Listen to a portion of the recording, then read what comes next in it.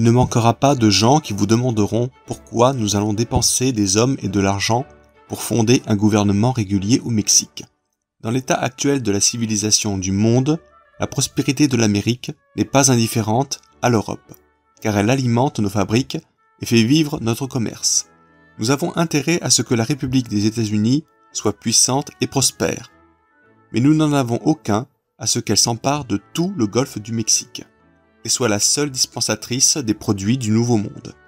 Maîtresse du Mexique, et par conséquent de l'Amérique centrale et du passage entre les deux mers, il n'y aurait plus désormais d'autre puissance en Amérique que celle des États-Unis.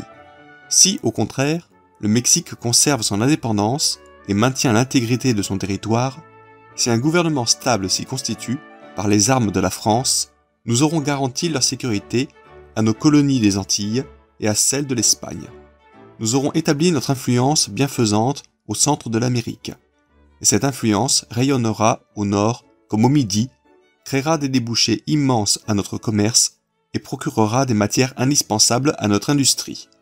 Ainsi donc, aujourd'hui, notre honneur militaire engagé, l'exigence de notre politique, l'intérêt de notre industrie et de notre commerce, tout nous fait un devoir de marcher sur Mexico, d'y planter hardiment notre drapeau, d'y établir soit une monarchie, si elle n'est pas incompatible avec le sentiment national du pays, soit tout au moins un gouvernement qui permettra quelque stabilité.